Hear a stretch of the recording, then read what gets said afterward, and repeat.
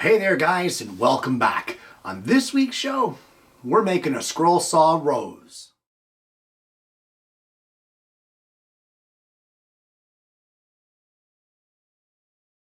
Well, years ago I made a little jewelry box for my wife that had an intarsia style rose on the top of it. And I thought today it might be fun just to pass a little time to try to recreate that rose. So let's head over to the bench and have a look at how we start this project. Well, the very first thing that I did for this project is I went on the internet and I found myself a line drawing of a rose, and I printed 2 copies of it. Now guys, initially I printed this much smaller, but I thought with the procedure that I have in mind to make this, it was going to make the pieces too small. So this rose ended up to be approximately 2.5 by 3 inches. We're not going to include the leaves. So the very first thing I'm going to do is I'm going to take this scrap piece of cherry. It's 3/4 of an inch thick. It's just a junk piece I had in the rack. I'm going to cover it completely with masking tape. We're going to spray the back of one of our rose printouts with spray adhesive. We're going to let it tack up for 3 minutes, and then we're going to apply it to the top of our cherry. And at this point, we're going to head to the scroll saw. Well, I have installed a number 3 blade here in the scroll saw. You want to use a blade with the smallest kerf. And while a number 3 might be a little undersized for the thickness of the cherry, that's okay. We can still cut it. We just need to take our time. So what I'm going to do is I'm going to cut out each one of these sections on this rose printout.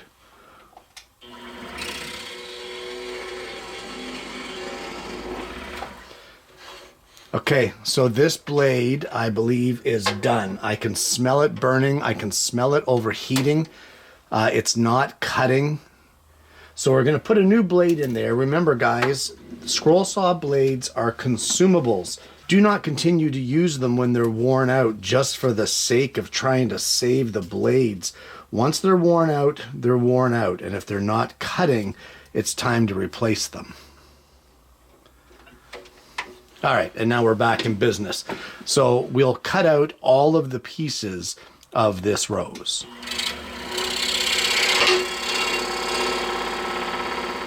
And when it's all said and done, you end up with something that looks like this. Now guys, I'm going to give you some advice. I made a critical rookie move here, and I don't know what I was thinking. Well, I do know what I was thinking. I was thinking the rose was going to stay intact in the block of cherry as I cut it. But unfortunately, as I cut out some of the outer pieces, it released. And by the time I got to the middle, I was holding this tiny little piece. So my suggestion to you would be to drill the smallest little blade entry hole wherever you think it won't be noticed too badly, like a 1/16 diameter, and start from the middle and cut around. That way you have the full block of cherry to hold on to as you're cutting, and you're not struggling like what I was at the end. So now it's time to start shaping some of these pieces, guys.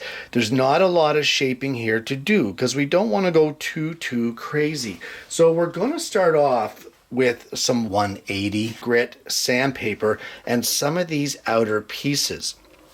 And what we want to do is on this inner edge here, we're going to round this over. I'm going to see how the hand sanding goes. If it's not going very well, I'm going to go to power sanding with these smaller pieces. But the reason for the second printout is to give you a reference as to where each of these pieces go, because as you take them off, you're inevitably going to have that happen, and then you're going to wonder, where does that piece go? So let's get one of these sanded up, and I'll show you what you're going to be trying to accomplish. Okay, so to tell you the truth, I'm not a big fan of how the hand sanding is going. So I'm going to get my power carver and put a sanding drum in it, and we'll see how we do at that point.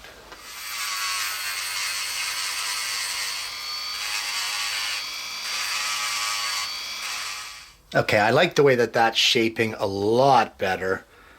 So once you get it somewhat to the shape that you want it, we can just finish it off with this 180 grit sandpaper. Now guys, if you don't have a power carver, don't worry about it.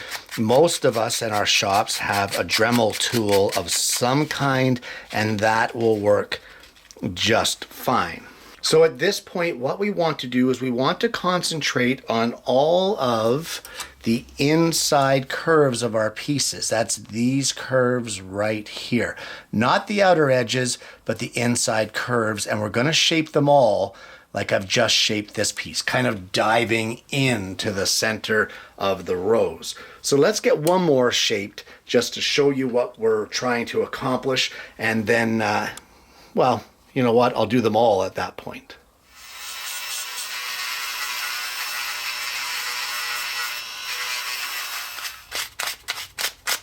Now you want to be careful when you're hand sanding these guys. Depending on which way your grain is going, it could be very easy to snap a piece off. Now you could glue it back together, but it's much easier to work with if it's all one piece. And there you go. There's that piece now done for now. So we're going to carry on. I'm going to shape every single one of these. I don't think we need a video of it. It would be a video to bore you to tears. I'm going to get all of those interior curves shaped, the concave sections, and then we'll move on to our next step. Now, as you work with these sanding drums, whether it be like on a power carver like this, or whether it be on a Dremel, they get gummed up with sawdust, guys. And while these drums are considered consumables, there's no sense in having them prematurely wear out. So get yourself one of these crate blocks and just check this out. Just low speed, go across your sanding drum gently.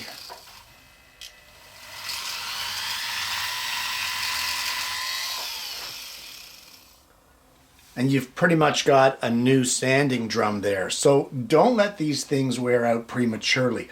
Once you get it super packed in there, you won't be able to clean it out. So periodically give it a little cleaning and it will prolong the life of your sanding drums.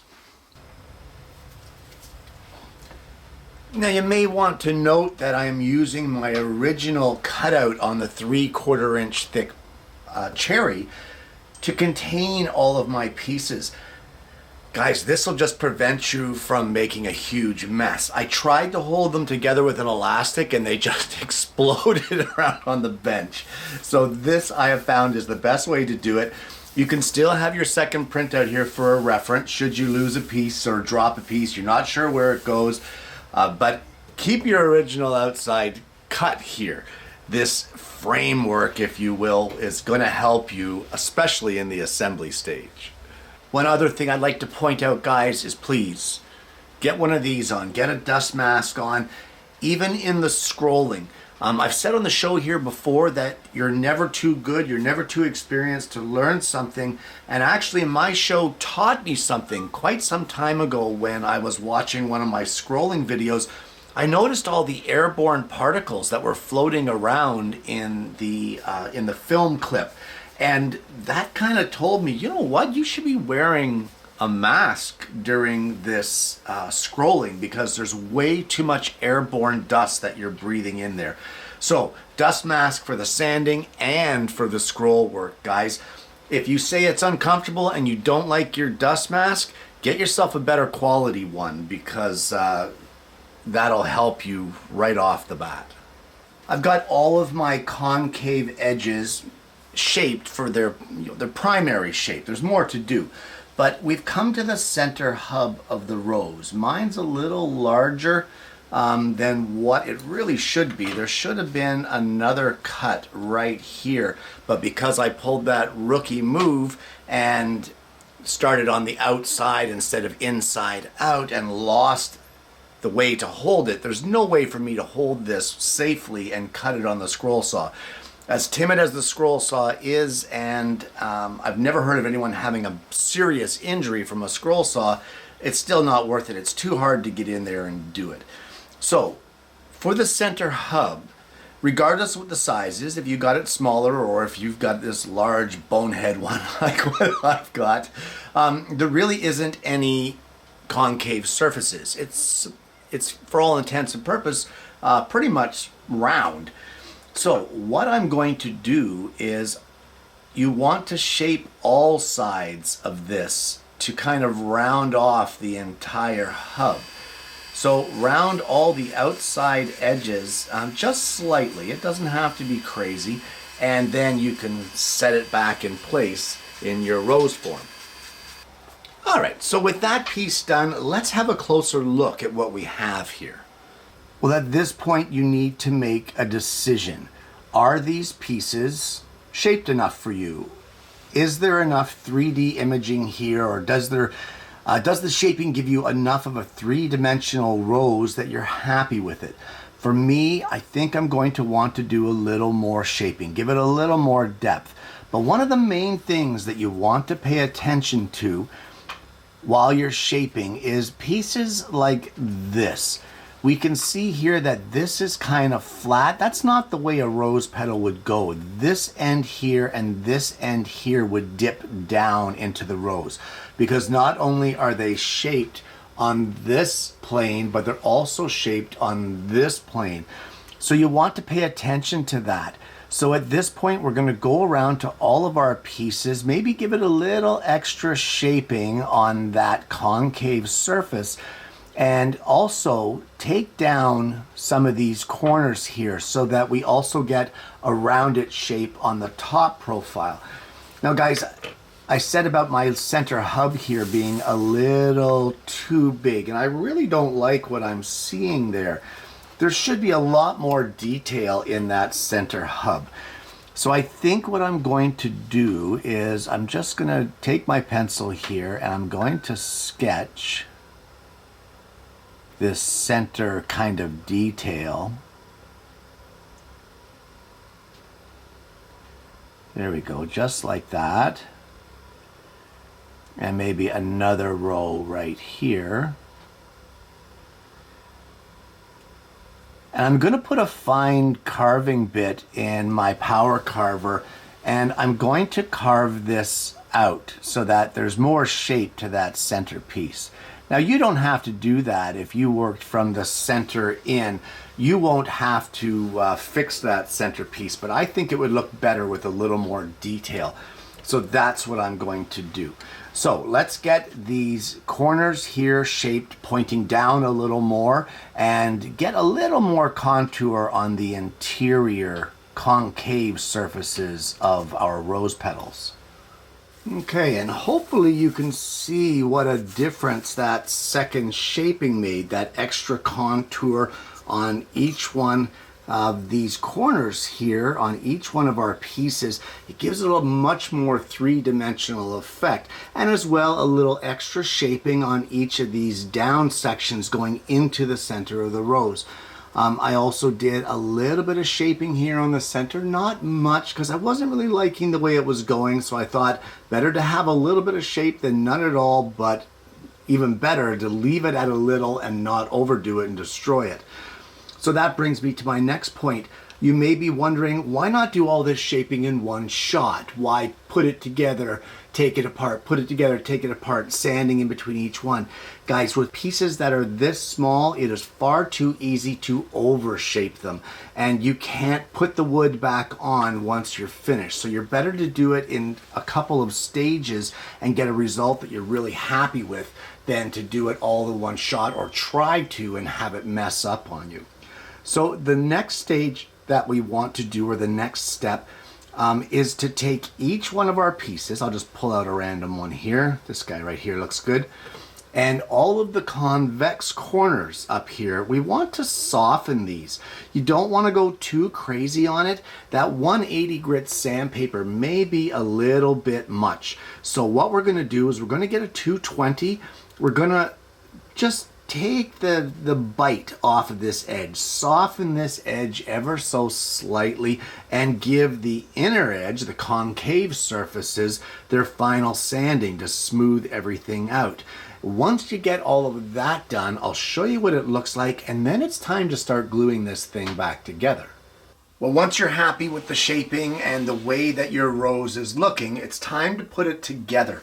I have a piece of wax paper that is taped down over top of our extra printout, and this is going to help us to assemble our rows. Guys, the biggest enemy of one of these projects is squeeze out. So you want to avoid it at all costs. So in order to glue this project together, what we're going to need is we're going to start from the center pieces. And to avoid squeeze out, we're only going to place glue in the lower quarter of each of our rose pieces. Do not put glue any further than the lower quarter, and just give a thin little coating of glue, because as I said, if the squeeze out comes out of there and gets up to the top of your rose, your project is going to suffer because of this. So we're going to use our pattern and the wax paper, and we're going to, using the pattern, align our pieces so that they fit here the way that we want, just like that. And we're going to continue and glue all of our rows together all the way along. This is a tedious process, guys. It takes time. So just relax, put on some music, enjoy the process, and glue your rows back together. And when you get it all done, or when I get it all done here, I'm going to show you what your final glue up looks like. Now guys, I would suggest for this project just using regular everyday yellow wood glue. The reason for that is it's going to set up a lot faster than, say, if you used a Titebond 3, that would take longer to set up. You don't want these pieces sliding or shifting. You want them to set up as quickly as possible. All right, the rose is dried up. This thing looks fantastic. That's gorgeous. Well, I have a 1/8 piece of scrap cherry here left over from a model build. It just barely fits the rose, but we're going to place our rose just like this. We're going to trace very carefully around the profile, and then we're going to take this over to the scroll saw and we're going to cut it out, but we're going to cut it ever so slightly smaller than what our rose is. And from here we're going to give our backboard a thin coating of glue, and we're going to glue that in place. Okay, so we're going to get a clamp on this and we're going to let it dry up. Well, with our backboard dry on here, what I'm going to do, I have never done this with one of these roses, but I want to give it a try. I want to add a third dimension of shape as opposed to just this rose. I want to add a little more. You can see there the dimension that we have in here, but I want to add side dimension. So the first thing I'm going to do is I'm going to take this over to the belt sander and I'm going to round off, almost take on a bit of an angle, all of the side here, all the way around. Well, our custom shape base is no longer the shape of our rose, and you can actually see where I've tapered it up towards the top of our rose. But what I want to do now, and again, I don't know if this is going to work. I've never done this on a rose cutting like this before. But I want to take the small sanding drum that is on our carving tool, and I want to add some side shape to this. I don't want this to be so flat. I want to have that curled lip at the top of the rose, just a slight one. I don't have to go crazy on it. And I want to slightly curve it in to give it some shape on the sides. So let's try that and see how it works. This could either accentuate the project and make it look fantastic, or I could have something for the blooper reel with a destroyed project. We'll find out in a second. And with that one petal shaped, sort of, I'm just going to take the 180 grit sandpaper to it just to clean it up, because I want to see if this is even going to work. Guys, you probably saw there, and you could probably see in some of the results here, the burning of that cherry. And that's why it's so important to keep this drum as clean as you can with the crepe block, because cherry burns if you look at it the wrong way. If you get a little bit of that cherry dust in there in that sanding drum, it's just going to burn and scorch and make a mess.